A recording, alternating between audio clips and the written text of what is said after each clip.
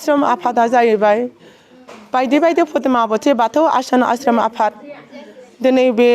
गामि थामि आं गासिबो खिथाहरजोबनोसै आंनि बे गामिया आमिनफारा गामि क'क्राझार जिल्ला सिङावनो थानाय हाबबोनाय लामाया जाहैबाय जायनारि दा बेनि गेजेराव आंनो दिनैनि बे बुंनो गोनां खोथाया दिनै जोंहा गोदान बोसोरखौ बरायनानै आंनो साफ्रोमबो सोरगिदिं भक्तसारिफोरनि अनजालु अनजालि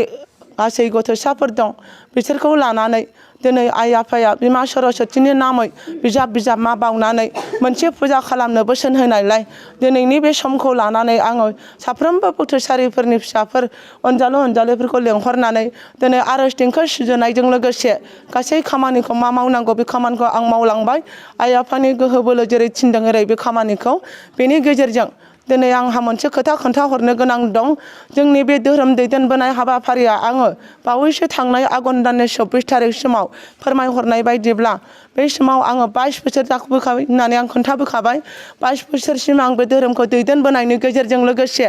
थांनाय जोंहा आंनि अनजालु गथ' फिसा हौवा मुस्रि देबोरसि नार्जारिया आर'नाइ कलेजनिफ्राय शिलं बांलादेश फारसे बेरायहैनायाव बेयाव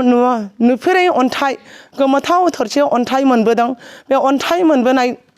गोथार दैखौ दासिमाव आं हरगासिनो दं हरनायनि गेजेरजों गोबां सुबुङा गावसोर लोंनानै दाब दाब गामिनि मानसिफ्रा सानाय सुनाय बायदिसिनाफोरखौ लाइन आंनि आथिं सानाया हामबाय आंनि आथिं बुनाया हामबाय बेफोरबायदि माखासे खोथाफोरखौ गोबां खोन्थाहरबाय हरनायनि गेजेरजोंब्लाबो दिनै आंनि बे दैदेनलांनाय माखासे हाबाफारि खामानिखौ दिनै गासै भक्तसारिफोरखौ लानानै आंहा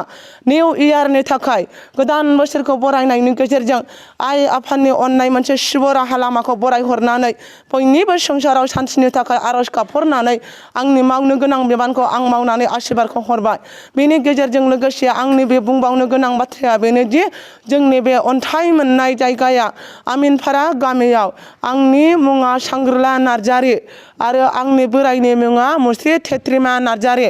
आंनि गथ' फिसा हौवानि मुङा मुस्रि देबोरसि नार्जारि दा बे हिसाबै आं बे खौरांखौनो बिसिनि बाहागोआव खोन्थानानै दिनै बुंनो गोनां बाथ्राखौ बिसिनियावनो आङो फोजोबनानै होनाय जाबाय आंनि नैबे साफ्रोम भक्तसारि फिसाफ्रा माखासे बाथ्राफोरखौ लोंनाय आरो सिबिनाय खुलुमनायनि माखासे बाथ्राखौ जाहाथे फोरमायनानै हरथोंसै आं बिनि सायाव बुंनानै फोजोबबाय आङो जेब्लायबो हरबायखौ थागोन खिन्थु आङो नैबे जानुवारिनि 3 थारिख मंगलबार सानसेखौ आं बन्द' खालामथ'नोसै सानसे आंबो रेस्ट लानोसै मानोना गोबां मानसिया फैयो 3:30 गाहामाव फैयो आरो जोंहाबो हाया हास्लाबा जायो आङो टाइमखौबो बेखौ खिथाहरनोसै फुंनि 7टानिफ्राय आं हरबाय थानोसै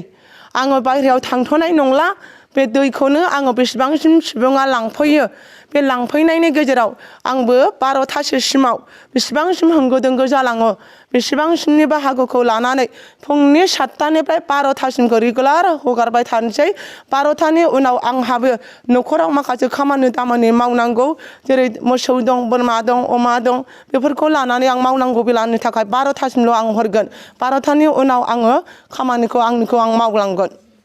बाथ्राखौ दिनै बुंलांनो थाखाय दिनै गिबियाव आवरायबाय आङो गिबियावनो नोंसोर दिनै मिडियाफोरखौ खुलुमहरबाय आरो दिनै जोंनि बिमागुरु आंनि साखाथियावनो दङ आरो दिनै आंजों लोगोसे दिनै भक्त फिसाफोर दङ दिनै आङो बे धोरोमनि सक्तियाव दिनैसिम आङो 14 बोसोराव आगान सुरबाय आंनि परिहित जानाया आरो दिनैनि समाव आङो बुंनांगौ गैयामोन आङो अब्लाबो बिमागुरुनि थिननाय हिसाबै आङो बेखौ गसंनानै बुंनाय जाबाय दा मिडियाफोरनिसिमबो दिनै बे धोरोमाव नुजाफैनाय हिसाबै धन्यबाद आरो दिनै जोंनि भक्तसारि फिसाफोरखौ लानानै दिनै नोंसोर मिडियायाव हगारनो हाबाय दिनै जोंबो गोजोननाय थाबाय आरो आश्रम आफादाव दिनै आफा शिबनि दिनै बोर लानानै दिनै जों फंनैसोबाबो बुंबाय दिनै भक्तसारिया दिनै जाखौ दिनै नैबे जोंहा फंबाया जाखौ दिनै शिलं फारसे थांनानै अन्थाइ मोनबोदों बे अन्थाइनि गेजेरजों दिनै दिनै नैबे लांगिरि दिनै बे बरपेटा आरो दिनै बा जाखौ दिनै बे बाक्सा बेफोरनिफ्राय दिनै फैगासिनो दं फैयै फैनानै एखमबा दिनै आन्दायनानै बे सिम्बोरगाव थाबथायो सिम्बोरगाव नङा जोंनि बे धोरोमनिफ्राय बे अन्थाइनि दै हरनाया नैबे जायनारि आमिनफारा आरो दिनै नैबे आन्चलिकआ पाटगाव आन्चलिक बे पाटगाव आन्चलिकनि सिङाव थानाय नैबे जायनारि आमिनफारा आरो नैबे पदमावती बाथौ धोरोमनिफ्राय दिनै अन्थाइखौ दिनैनिफ्राय रानिं हरगासिनो दं आरो फैगोन मंगलबारावल' सानसेल' बन्द' जागोन आरोखि बिमाया होनदों बेखौ लानानै जों बुंबाय आरो दिनै बक्तसारिया जा दिनै हामगिरि आरो दिनै अन्थाइ गजागिरि आरो दिनै मेगननिफ्राय रैखा जागिरि उदैनिफ्राय दिनै सानाय सुनाया स्रां जागिरि मानसिफ्रा फैदों आरो दिनै आथिं आखाइ सानाय सुनाय मानसिफ्राबो दिनै स्रां मोननानै फैदों आरो लांफैबावदों दिनैनि गेजेराव बेखौ आं बुंनानै दिनै नोंसोर मिडिया मिटिंनिसिम दिनै खावलायनाय थाबाय आरो मोजां जोंनि धोरोमनिफ्राय बयबो लांफैनो हायो बेखौ आं खावलायनाय थाबाय आरो एसेयावनो गोजोननाय थाबाय। बिदिनो मेगन एसे एनै नुहां नुवाहां नुनायफ्राबो मोजां नुदों आरो सानाय सुनायफ्राबो स्रां मोनदों देहायाव मोजां मोनदों आरोखि। मा जायामोन सिगांथ' बिदिनो मेगनहा नुहां नुवाहां मोनोमोन आरो ओमफ्राय